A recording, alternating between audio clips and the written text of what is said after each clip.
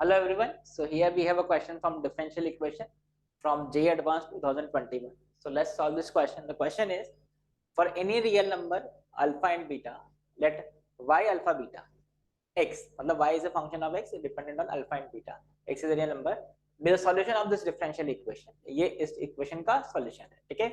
Where y1 is equal to 1, the value at x equal to 1, y is equal to 1. Let S is a set of all these functions you can see, then which of the following functions belongs to set S, मतलब इसमें से कौन सा function इस set S में लाई करेगा, ये हमारा क्वेश्चन है, ठीक है? तो अल्टीमेटली क्या करना है आपको, इस डिफरेंशियल इक्वेशन को सॉल्व करके जो फंक्शन है आपको वो फाइंड करना पड़ेगा, ठीक है? तो how will you find this, तो पहले हम इस डिफरेंशियल इक्वेशन को सॉल्व करेंगे, ठीक है? तो यू कैन क्लियरली सी, ये देखो स्ट्रेट फॉरवर्ड डिफरेंशियल इक्वेशन है. You can clearly see this is of this form, dy by dx plus y into some function of x is equal to some function of x. ये इस type का differential equation है, correct है? और इसको आप क्या बोलते हैं, this is a linear differential equation, और इसका इंटीग्रेटिंग फैक्टर से आप इसको बहुत इजीली सॉल्व कर सकते हैं, ठीक है? तो what is the integrating factor for this? Integrating factor is e raised to alpha, e raised to integral of alpha dx. So you can say this is e raised to alpha x. I hope this is clear. जो y का coefficient that is alpha constant, तो this is e raised to alpha dx. तो ये आ गया e raised to alpha x. तो इसका solution क्या हो जाएगा? This is y into integrating factor, इसका सॉल्यूशन, ठीक है? y into integrating factor, this is equal to integral of ये qx, this is x e raised to beta x, e raised to beta x into integrating factor e raised to alpha x dx. ये आपके पास expression आएगा.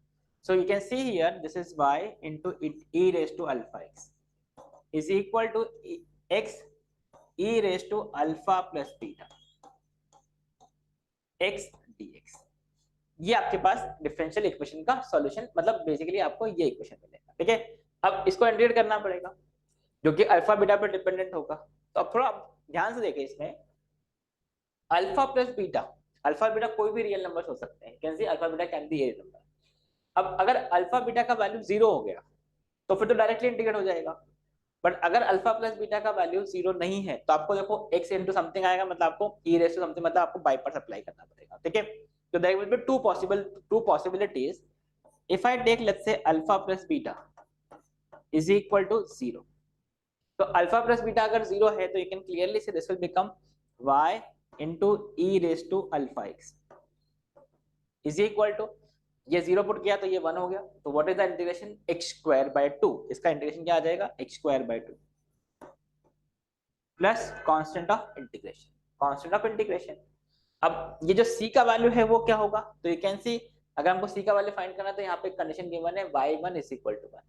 तो you can see if I put x is equal to 1, y is equal to 1 here, तो यहाँ पे if I put x equal to 1, y is equal to 1, this will become y into e raised to alpha, sorry, y और x का value हमने 1 put कर दिया है, this is e raised to alpha is equal to 1 by 2 plus c. तो देखो c का value आ गया आपके पास 1 by 2 minus e raised to alpha minus 1 by 2. तो जैसे आप यहाँ पे पुट करोगे this is y into e raised to alpha x is equal to, this will become h square by 2, and this is what is c? C is e raised to alpha minus 1 by 2, e raised to alpha minus 1 by 2. तो ये आपको solution of differential equation मिलेगा एक case में. अभी हमारा एक case solve है. अब इसके करस्पॉन्डिंग क्या s इस सेट पे कोई एलिमेंट होगा? तो इन ऑप्शंस में से आप देखो कोई पॉसिबिलिटी है क्या? तो वो अल्फा की आप कुछ वैल्यूज के करस्पॉन्डिंग देख सकते हो. देखो आप ध्यान से, if you see here we have options में, देखो अच्छा अगर हम यहाँ से डिवाइड कर दें इसको, आप ध्यान से देखो, हमको क्या रिक्वायर्ड है? देखो e raised to, let me arrange this so it will be easy to understand. This is, I can say y is equal to x square by 2 e raised to minus alpha x plus e raised to minus alpha x e raised to alpha minus 1 by 2. ये आपके पास expression आएगा, ठीक है? आप ध्यान से देखो, इन options में से अगर आपको एक्स स्क्वायर बाय टू की बात करें, देखो एक्स स्क्वायर बाय टू यहाँ पर है, एक्स स्क्वायर बाय टू यहाँ पर है, ठीक है। तो अगर अल्फा का वैल्यू अगर हमने -1 रखा तो देखो यहाँ पे क्या बनेगा, अल्फा का वैल्यू 1 के corresponding x square by two e raise to minus x, x square by two e raise to minus x, और अल्फा का वैल्यू अगर हमने 1 पुट किया इधर तो this is e raise to minus x e raise to 1 minus 1 by two. तो you can clearly see option A जो है वो इससे मैच कर जाएगा। For alpha equal to 1 it will match this option A, correct. मतलब option A can be answer for this question corresponding to this first case. I hope this part is clear, right. Option B में you can see ये नहीं होगा क्योंकि यहाँ पे minus x square by two था, यहाँ पे plus x square by two है, ठीक है। अब बात करेंगे ऑप्शन सी और डी की। तब ऑप्शन सी और डी के लिए आप ध्यान से देखो, अभी हमने फर्स्ट केस सॉल्व किया, तो now we will solve this. इसको हम सॉल्व करते हैं by taking that alpha plus beta is not equal to 0. So let's do this. Y into e raised to alpha x is equal to integral this is x e raised to alpha plus beta, x e raised to alpha plus beta x dx, and we know that alpha plus beta is not equal to 0. So let's integrate this by using by parts. तो इसको आप बहुत easily integrate कर सकते हो। You can say this is the first function, this is the second function for by parts. So this is y into e raised to alpha x is equal to, इसका integration लिखेंगे first function into integration of second e raised to alpha plus beta x divided by alpha plus beta. I hope this is clear. Minus in differentiation of first वो तो 1 हो ही गया है, integration of second e raise to alpha plus beta x divide by alpha plus beta. Coefficient of x हमको divide करना पड़ता है तो हमने डिवाइड कर दिया।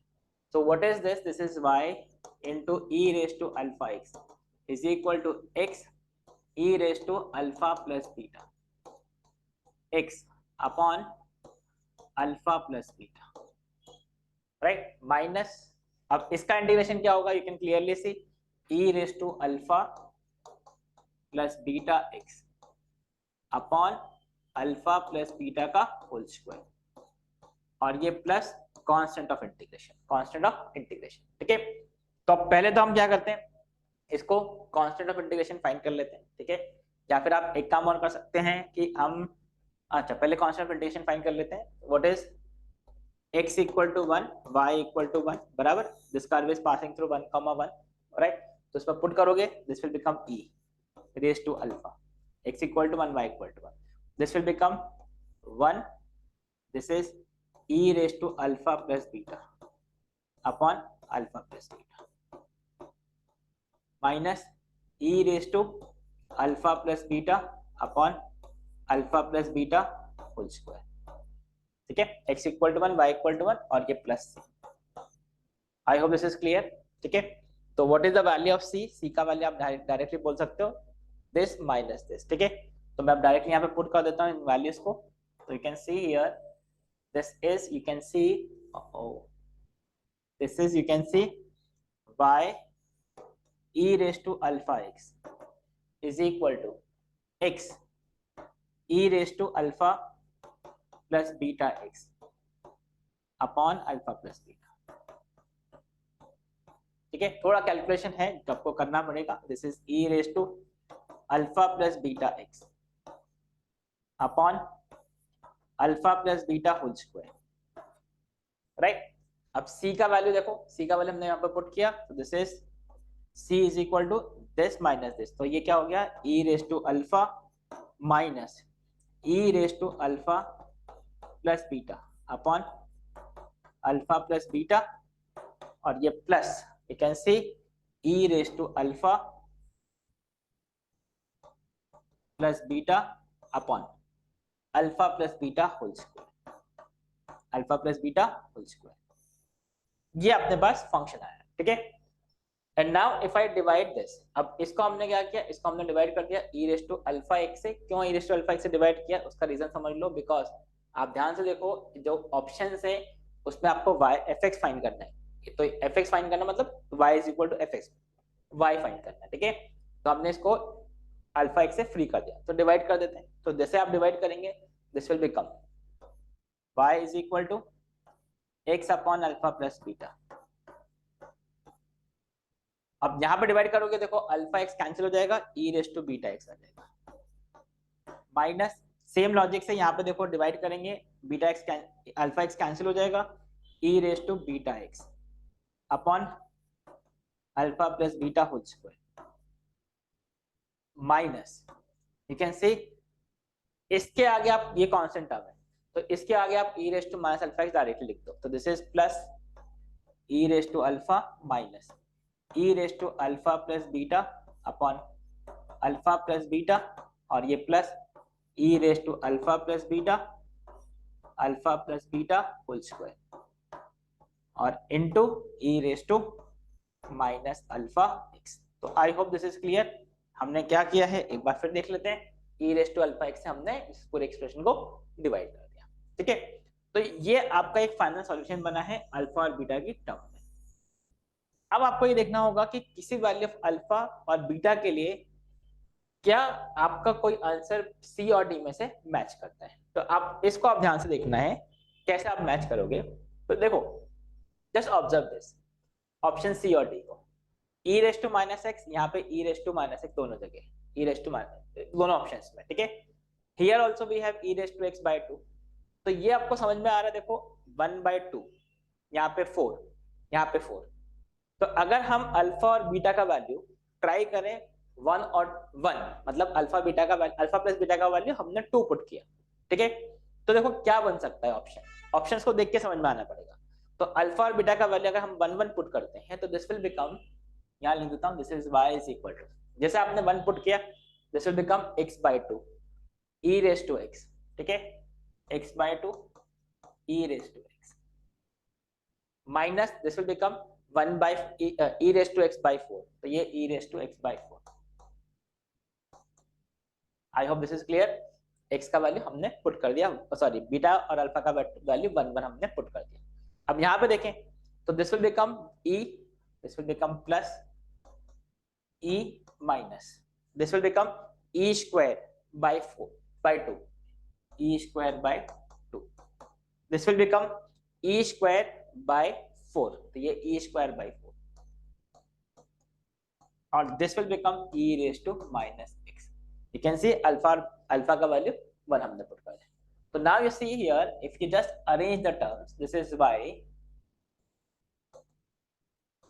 this is you can see e raised to x, okay, so this is y is equal to x, sorry यहाँ पे माइनस साइन है, यहाँ पे माइनस साइन पुट करो, this is minus e raised, यहाँ पे देखो माइनस साइन था, ठीक है।